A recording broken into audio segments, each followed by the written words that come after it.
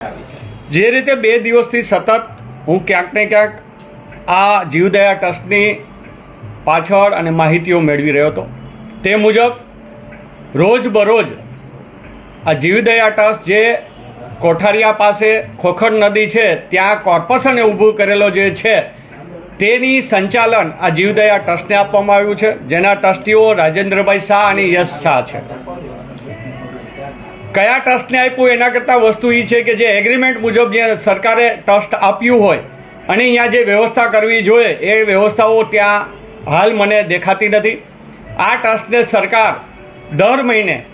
60 લાખ રૂપિયા ચૂકવી રહી છે, એટલે કે પર ડે 2 લાખ રૂપિયા જ્યારે ચૂકવતી હોય અને ત્યાં રોજ 5 થી 10 ઢોરો યાની કે પશુઓનું મૃત્યુ થાય, પછી એ નાના હોય મોટા હોય તો એ કોઈ સંજોગોમાં ચલાવી ન લેવાય અને એને જીવદયા ટ્રસ્ટ ના કહેવાય, એને જીવ લેનારું ટ્રસ્ટ કહેવાય. ત્યારે આપના માધ્યમ દ્વારા હું સરકારશ્રીને અને રાજકોટના કોર્પોરેશનના કમિશનરશ્રીને વિનંતી કરું છું કે આપ જેના ભરોસે ચલાવી રહ્યા છો તો આપ શા માટે ઓચિંતાની મુલાકાતો નથી લેતા? શા માટે એ ટ્રસ્ટની અહીંયા વ્યવસ્થા પૂરી છે કે નહીં, અને નથી તો એની પાસે તાત્કાલિક કેમ કરાવવામાં આવતું નથી? અને એ ડબ્બાની અને એ જગ્યાની જેની જવાબદારી હોય જે અધિકારીની, એ અધિકારી પણ કેમ મૌન છે?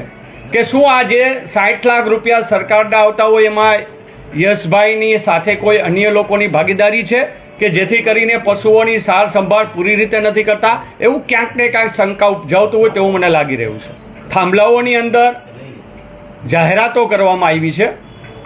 અને એની અંદર આ લોકોએ જીવદયા પાંજરાપુર એવું લખેલું છે, તો પાંજરાપુરી વસ્તુ છે જ નહીં, કારણ કે કોર્પોરેશનની વ્યવસ્થા કરેલી છે અને એની સાર સંભાળ રાખવા માટે આ એક ટ્રસ્ટને સોંપવામાં આવ્યું છે. એટલે પાંજરાપુરનું નામ જ્યારે લગાડવામાં આવે એટલે લોકોની જે આસ્થા છે ગાયો માટે, એ આસ્થાને ધ્યાનમાં રાખી અને પાંજરાપુર છે એવું સમજીને ત્યાં દાન દેવા જતા જ હોય છે. એટલે સરકારની રકમ, અન્ય લોકોની દાનની રકમ અને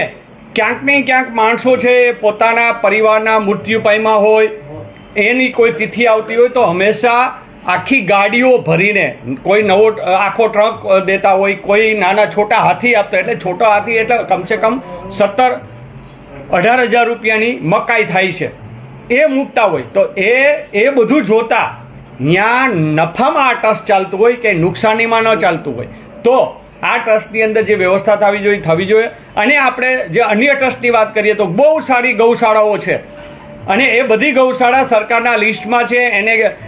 ગ્રાન્ટ દેવાની હોય છે, એને સબસિડીઓ દેવાની હોય, પણ એ રકમ તમે જોયું હશે કે ભૂતકાળમાં પણ એવું બન્યું છે કે સરકાર ક્યાંક ને ક્યાંક દેવામાં નિષ્ફળ નીકળી છે. તો જે સારી ગૌશાળાઓ છે એને નાણાંઓ મળતા નથી અને જે વ્યવસ્થા સારી નથી કરતી એને સંચાલનો રાજકોટ કોર્પોરેશન સોંપી દે અને એનું વ્યવસ્થિત સંચાલન નથી થતું તો એના રિપોર્ટ નથી થતા અને પૈસાનું ક્યાંક ને ક્યાંક મને આમાં એવું લાગે છે કે પોતાના હિતમાં પણ ક્યાંક અહીંયા ઉપયોગ રૂપિયાનો થતો હોય. ખાસ તો કે અધિકારીઓએ જો આમાં ધ્યાન રાખ્યું હોય તો પશુઓનું ત્યાં મૃત્યુ ન થાય. એટલે અહીંયા જે અધિકારીઓના અંડરમાં, કોર્પોરેશનના અધિકારીઓના અંડરમાં જે ચેકિંગ થતું હોય ક્યાંક ને ક્યાંક થતું જ નથી અને થાય છે તો અધિકારીઓને ક્યાંક ને ક્યાંક દબાવી દેવામાં આવે છે. ત્યારે કમિશનરશ્રીએ ખુદે આની અંદર ઓચિંતાનું ચેકિંગ કરવું જોઈએ સવારમાં કે સાંજના, અને આની જે વ્યવસ્થા છે એ અવ્યવસ્થા છે એને સુધારવી જોઈએ. અને જીવદયા ટ્રસ્ટ કે જીવદયા પ્રેમી તરીકે જ્યારે યશભાઈ કે રાજેન્દ્રભાઈ લોંગ ટાઈમથી જ્યારે એની અંદર જોડાયેલા હોય, પણ જ્યારે આર્થિક વાત હંમેશા આવતી હોય છે ત્યારે લોકોનું મન ક્યારે ફરી જાય એ નક્કી નથી હોતું. એટલે આનું મન જો ફરી ગયું હોય તો આની પાસેથી સંચાલન લઈ અને બહુ સારા ટ્રસ્ટને અથવા કોઈ સારી ગૌશાળાને આપી દેવું જોઈએ. તપાસ થવી જોઈએ એમાં રાજકોટ મહાનગરપાલિકા હસ્તકનું આ છે તો હું બહુ સ્પષ્ટ જ કહું છું, બધી તપાસ થવી જોઈએ, કારણ કે આની અંદર લોકોની આસ્થા જોડાયેલી છે, ગૌ માતાની આસ્થા જોડાયેલી છે. અને જ્યારે આ ગુજરાત અને આ રાજકોટમાંથી જ્યારે કેન્દ્રીયની અંદર ભૂતપૂર્વ રાજકોટના સાંસદ કોઈ એક